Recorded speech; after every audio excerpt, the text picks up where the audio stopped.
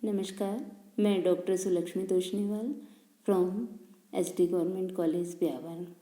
आज हम देखेंगे कारपोरेट गवर्नेंस। यह कंपनी प्रबंध के संदर्भ में एक नई अवधारणा है, जिसमें देखा जाता है कि इसके जो विभिन्न स्टेक होल्डर्स हैं, उनके सर्वोत्तम हित के लिए कंपनी प्रबंध करने पर बल देती है। अब इसमें एक ही ऐसी पद्धति है जिसके द्वारा कंपनी बेहतर निगम व्यवहारों की एक संहिता तैयार करती है, जिसके द्वारा कंपनी के सारी प्रैक्टिसेस नियंत्रित एवं निर्देशित होती हैं। अब देखेंगे कि code for good corporate practices की आवश्यकता क्यों होती है। तो अपन देखते हैं कि जब भी कोई कंपनी अधिनियम या कोई भी एक्ट बनता है तो कंपनी के प्रबंध हेतु केवल सामान्य नियमों एवं प्रोसीजर्स की जानकारी देता है।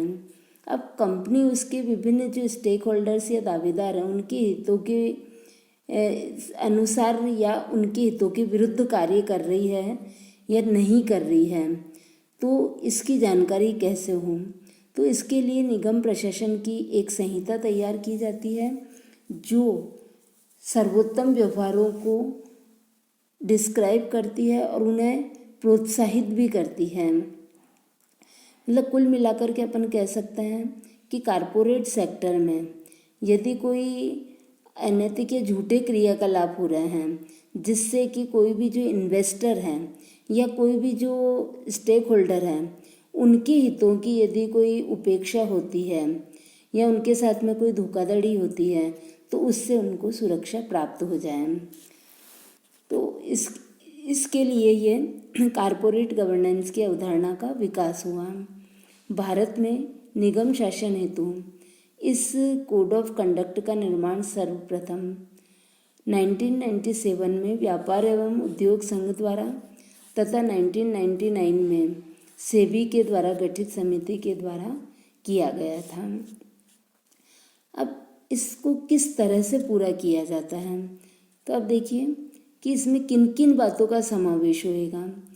तो सबसे पहले हम देखेंगे कि एक संचालक मंडल और उनकी भूमिकाएं, उनकी मीटिंग्स और उनके सम्मुख प्रस्तुत किए जाने वाले जो फंडामेंटल जो मुद्दे हैं, उन सबको इसमें इंक्लूड किया जाता है।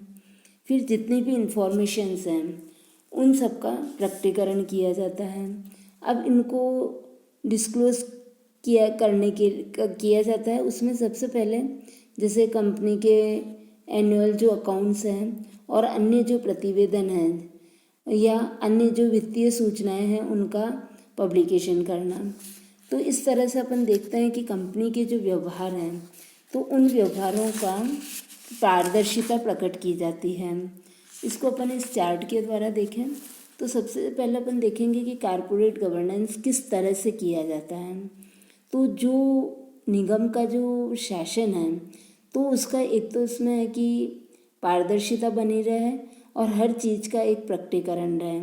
तो किसके सामने प्रकटीकरण हो और कैसे पारदर्शिता बनी रहे। तो दो प्रकार के दावेदार हो गए। सबसे पहले तो हो गए स्टेक होल्डर और दूसरा हो गया स्वयं एंटरप्रेन्योर। तो इसमें देखिए जितने भी जो स्टेक होल्डर्स हैं, तो उनमें मुख्य रूप से होता है कि जो इन्वेस्टर्स हैं उनको सुरक्षा प्राप्त हो और दूसरा समाज कल्याण के लिए कार्य हो। तो ये तो हो गया स्टेक होल्डर्स में। तो सामाजिक कल्याण के लिए जब कार्य होगा तो सारे स्टेक होल्डर्स इसमें आ जाएंगे। दूसरा अपन देखते हैं कि एंटरप्रेन्योर को कैसे फ़ायदा हो। तो सबसे पहला कि उसके व्यवसाय में वृद्धि होनी चाहिए और उसकी ख्याति में वृद्धि होनी चाहिए। तो दोनों का इसमें लाभ है। अब जब दोनों को लाभ होएगा तो इससे राष्ट्रीय स्तर पर भी लाभ होगा और अपन देखेंगे कि कुल मिलाकर राष्ट्रीय स्तर पर संपूर्ण आर्थिक विकास होना प्रारंभ हो जाएगा। अब इसमें अपन देखें कि ये सब करने के लिए अपने को कौन कौन से इंस्ट्रूमेंट या किस किस के द्वारा इन कार्यों को पूरा किया जाएगा। तो सबसे पहले तो इसमें अपन देखेंगे कि प्रोफेशनल ऑडिटर्स होने चाहिए। तो वो ऑडिटर्स किस तरह से कार्य करेंगे। तो अपन देखेंगे कि सबसे पहले इंटरनल कंट्रोल बनाए रखने के लिए विभिन्न प्रोसीजर्स का निर्माण किया जाएगा। तो जब आंतरिक नियंत्रण पद्धतियों का निर्माण हो जाएगा तो उसका प्रभाव पड़ेगा कि व्यवसाय का कुशल संचालन होना प्रारंभ हो जाएगा। और जब व्यवसाय का कुशल संचालन होएगा तो इससे स्टेक होल्डर और उद्यमी दोनों को फायदा होएगा। फिर अपन देखते हैं कि बजटरी नियंत्रण किया जाएगा। और जब बजटरी नियंत्रण होएगा तो कंपनी की जवाबदेहिता और उसकी पारदर्शिता दोनों निश्चित हो जाएगी। और वो जब जवाबदेहिता और पारदर्शिता निश्चित होएगी तो कंपनी का कार्य ज़्यादा सुचारू रूप से चलने लगेगा। जब बजटरी नियंत्रण करने के बाद में फिर वित्तीय नियोजन एवं प्रबंध किया जाएगा।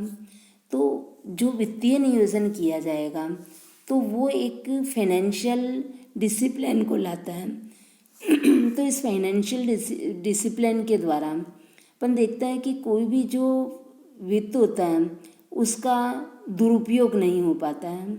तो जब उसका दुरुपयोग नहीं होता है तो उसका रिजल्ट होता है कि उसकी कंपनी की जो कॉस्ट है वो कम होती है और उसकी प्रॉफिट ज़्यादा बढ़ जाता है।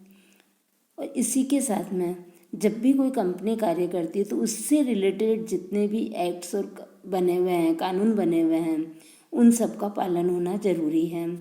और जब इनका पालन होएगा तो उसका प्रभाव होएगा कि उसके जितने भी रिसोर्सेज हैं वो रिसोर्सेज सुरक्षित भी रहता है और उनका यूटिलाइजेशन भी अच्छा होता है और कंपनी की ख्याति निरंतर बढ़ती रहती है। इसी के साथ में टैक्स प्लानिंग भी ज़रूरी है। तो टैक्स प्लानिंग करने का प्रभाव होता है कि जो शेयर होल्डर्स होते हैं उनको अधिक राशि प्राप्त होती है, क्योंकि टैक्स की पूरी प्लानिंग करके यदि उसको तैयार किया जाए तो अंशधारियों को और स्वयं उद्यमी को भी फायदा होएगा। फिर एक प्रबंध सूचना पद्धति तैयार की जाती है, क्योंकि कोई भी व्यवसाय तभी सफल हो सकता है जबकि उसमें प्रभावी कम्युनिकेशन सिस्टम स्थापित हो। तो प्रभावी संप्रेषण सिस्टम होने से प्रत्येक स्तर पर जिस समय सूचना की आवश्यकता है यदि उसको सही टाइम पर सही सूचना यदि प्राप्त होती है तो उसका कार्य करना ज़्यादा आसान हो जाता है। इसी तरह से लागत पर नियंत्रण करना आवश्यक है। यदि कॉस्ट कंट्रोल हो जाता है तो उसकी कॉम्पिटिटिव शक्ति बढ़ जाती है और जब उसकी प्रतिस्पर्धात्मक शक्ति बढ़ती है तो वह बाज़ार में अपनी ख्याति को भी बनाए हुए रखता है, अपने व्यवसाय का विकास भी ज़्यादा अच्छी तरह से कर सकता है। तो इस तरह से अपन ने देखा कि कारपोरेट गवर्नेंस या निगम शासन के द्वारा कोई भी उपक्रम अपने लाभों में भी वृद्धि कर सकता है और अपने जो दावेदार हैं या विनियोक्ता है या समाज के जो विभिन्न भाग हैं या विभिन्न जो कल्याणकारी सामाजिक कल्याण के जो कार्य हैं उनको वो ज़्यादा अच्छी तरह से कर सकता है और सारे स्टेक होल्डर्स को वो संतुष्ट कर सकता है। Thank you.